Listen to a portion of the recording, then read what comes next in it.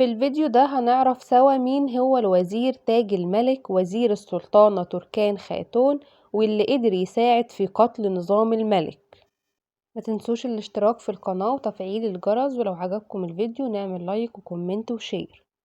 تاج الملك الشيرازي المشهور بأبو الغنائم هو وزير السلطانة تركان خاتون، زوجة السلطان السلجوقي ملك شاه. تاج الملك كان من الشخصيات الطموحة الذكية اللي قدرت في فترة بسيطة جدا تتدرج في المناصب الداخلية داخل القصر السلجوقي، لحد ما قدر يوصل انه يكون الوزير الخاص للسلطانة تركان خاتون، على تعهد الملابس السلطانية وإدارة بعض الشؤون المالية والإدارية للسلطانة تركان خاتون. أطماع تاج الملك كانت كبيرة جدا وما اقتصرتش إن هو يكون وزير للسلطانة تركان خاتون، لأ كمان كان عنده طموح كبير بإن هو يكون الوزير الأعظم أو الوزير الأول للسلطان مالك شاه.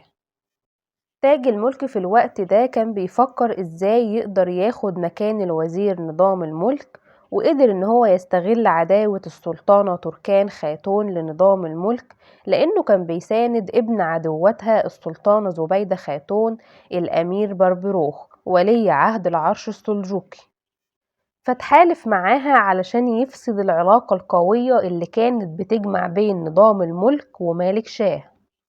وكانت مساعيهم ديت للأسف هتنجح لولا الثقة الكبيرة اللي وضعها السلطان مالك شاه في نظام الملك. بعدها بيقرر تاج الملك التخلص من نظام الملك، وبيتحالف مع الباطنيين، وبيسهل دخول واحد منهم لمعسكر السلطان مالك شاه وهو في طريقه إلى بغداد.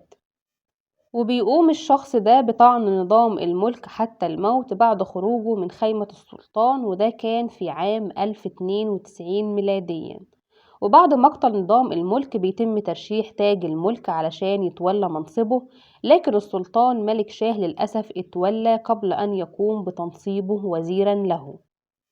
بعد وفاة السلطان ملك شاه في بغداد، أخفت زوجته تركان خاتون خبر وفاته حتى تأتي بابنها الأمير محمود وتقوم بتنصيبه على عرش الدولة السلجوقية، وده طبعا كان بموافقة الخليفة العباسي المقتدي بالله وبمساعدة تاج الملك اللي عينته وزير علشان يكون بجانب ابنها السلطان محمود. مش بس كده، ده كمان أرسلت علشان يتم القبض على الأمير بربروك، وقامت بسجنه حتى لا ينازع ابنها على العرش. اتقال برضو ان انصار نظام الملك اتهموا تاج الملك ان هو قام بتدبير مؤامرة لقتل نظام الملك، وبدأوا يخططوا للانتقام منه. اول حاجة عملوها اخرجوا الامير بربروك من سجنه وبايعوه على حكم الدولة السلجوقية. وبيشارك تاج الملك مع السلطانة تركان خاتون في حربها ضد السلطان بربروك، ولما بينهزموا بيهرب تاج الملك، ولكن بيتقبض عليه في الطريق وبيتم تسليمه للسلطان بربروك. والمفاجأة إن السلطان بربروك مش بيقتله ولا بيؤمر بإعدامه، بل بالعكس بيقرر إنه يجعله وزير ليه علشان تجاربه وخبرته الكبيرة في أمور السياسة والوزارة.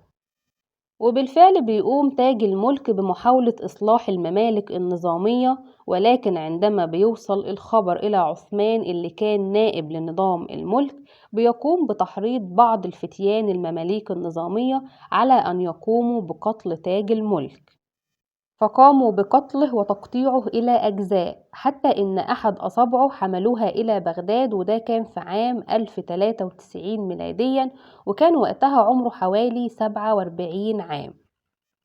تاج الملك كان كثير الفضائل والمكارم، ولكن مساوئه للأسف كانت أكثر. أتمنى يكون الفيديو عجبكم، ما تنسوش الاشتراك في القناة وتفعيل الجرس، واستنوا الفيديوهات اللي جاية. معايا أنا هنا علي في زي التاريخ ما بيقول.